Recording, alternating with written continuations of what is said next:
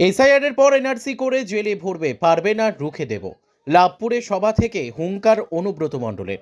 বিধানসভা নির্বাচনকে সামনে রেখে লাভপুরে ইন্দাস অঞ্চলে শনিবার বিকেলে আয়োজিত হয়েছিল লাভপুর ব্লক তৃণমূল কংগ্রেসের উদ্যোগে জনসভা। সেখানে হাজির ছিলেন কোর কমিটির আহ্বায়ক অনুব্রত মণ্ডল, বিধায়ক অভিজিৎ সিংহ, জেলা প্রাথমিক বিদ্যালয়ের চেয়ারম্যান ডক্টর প্রলয় নায়েক, জেলা তৃণমূল কংগ্রেসের সভাপতি আব্দুল মান্নান সহ অন্যান্যরা।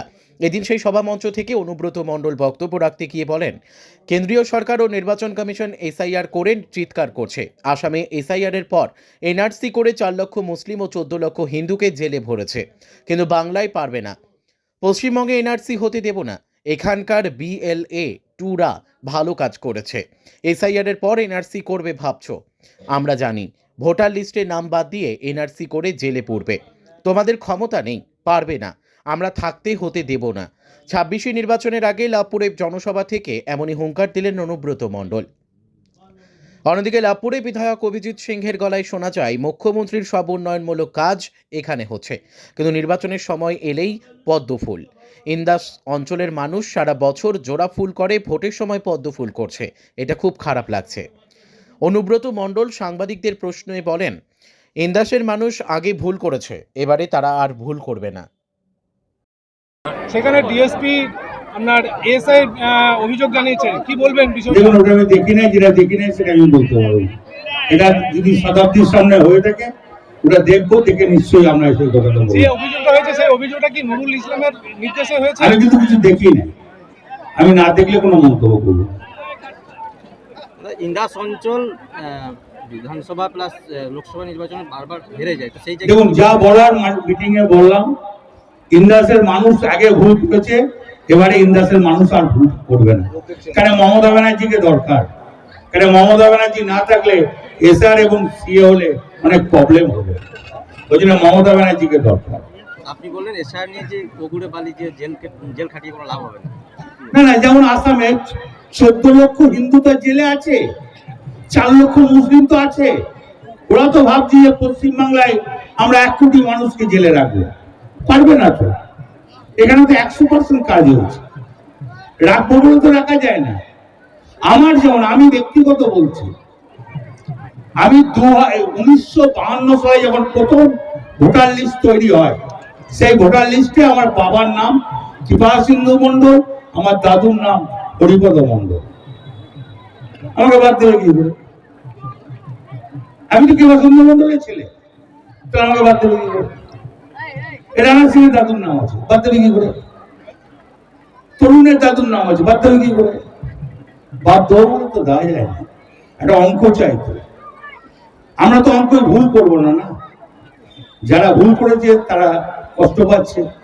আমাদের তো মমতা ব্যানার্জি আছে, অভিষেক ব্যানার্জি আছে, ভুল করার কোনো রাস্তা নেই। শুভেন্দু অধিকারী বলছেন যে বীরভূমের দায়িত্ব আমি নিয়েছি, কি বলবেন? নিতেই পারে। ওই দলটার সঙ্গে আমার দলের কি সম্পর্ক? ওই দলের সঙ্গে আমার দলের কি সম্পর্ক?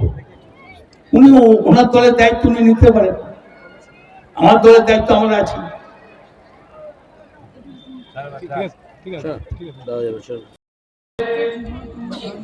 অনেক উন্নয়ন হয়েছে, আগামী দিনেও আরো হবে। 2011 সালে তৃণমূল কংগ্রেস ক্ষমতায় আসার আগের ইন্দাস আর আজকের ইন্দাস নিজেরা বিচার করুন। রাস্তাঘাট, পানীয় জল, বিদ্যুৎ, বোলপুর থেকে লাভপুর যাওয়ার যে বড় রাস্তা তার উন্নয়ন, আলো লাগানো, বিভিন্ন জায়গায় মন্দির, তার সংলগ্ন এলাকা, সংখ্যালঘু ভাই বোনদের যে গ্রাম দক্ষিণ দুর্গাপুর, তার উন্নয়ন, সবটাই আপনাদের চোখের সামনে আছে। আমি যে কথাগুলো বলছি, আমি কলকাতার কথাও বলছি না, আমি দিল্লি বোম্বের কথাও বলছি না, আমি লাভপুরের কথা বলছি, আমি আপনাদের কথা বলছি। এই কারণে বলছি, মমতা বন্দ্যোপাধ্যায়ের নেতৃত্বে যে উন্নয়ন সারা বাংলা জুড়ে হচ্ছে, সেই উন্নয়ন আপনাদের লাভপুর ব্লকেও হচ্ছে, সেই উন্নয়ন সারা বীরভূম জেলায় হচ্ছে, সেই উন্নয়ন আপনাদের এখানে হচ্ছে। কিন্তু অত্যন্ত দুঃখের সঙ্গে আমাদের বলতে হয়, যুবশ্রী, কন্যাশ্রী, রূপশ্রী, সবুজ সাথী সাইকেল, বিনা পয়সায় খাদ্য সাথী চাল, মায়েদের প্রত্যেকটা ঘরে ঘরে লক্ষ্মীর ভান্ডার, এত কাজ, 5 লক্ষ টাকার স্বাস্থ্যসাথী কার্ড, তার সঙ্গে এত উন্নয়ন। লাভপুর কলেজে MA ক্লাস চালু হয়ে গেল, ফায়ার ব্রিগেড শুরু হচ্ছে, 100 বেডের সুপার স্পেশালিটি হাসপাতাল হচ্ছে। কেষ্টদাকে সামনে রেখে যে উন্নয়ন শুরু হয়েছিল, মাননীয় মুখ্যমন্ত্রী যে কাজ সারা বাংলা জুড়ে করছেন, আমাদের এখানে হচ্ছে।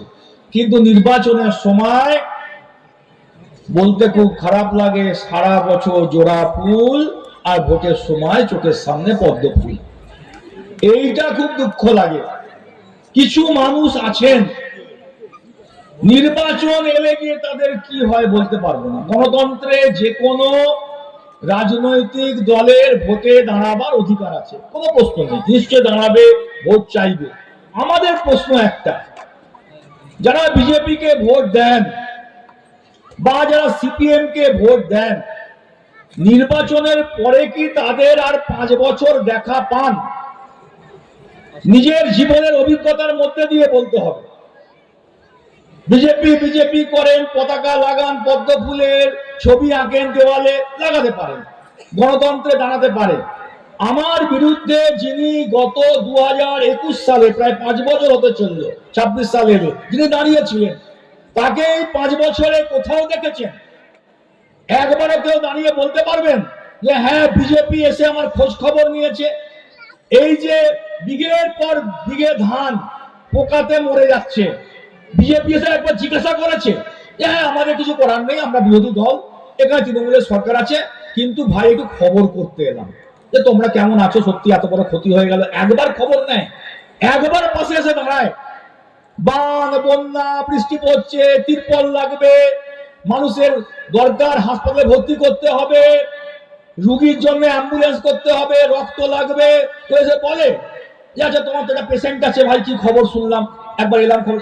অথচ যেই নির্বাচন হবে এই অঞ্চলেরই কিছু মানুষ বিজেপি করে মানুষকে বিভ্রান্ত করে বেড়াবে। আমার প্রশ্নটা সেইখানে। তবে হিন্দুত্ব, যেহেতু এটা হিন্দু অঞ্চল, অনেক গ্রামই আমাদের হিন্দু, আমরা তো ধর্ম নিরপেক্ষ, সর্বধর্ম সমন্বয়, হিন্দু, মুসলিম, খ্রিস্টান, শিখ, জৈন সবাইকে নিয়ে তো ভারতবর্ষ, তখন হিন্দু করবে।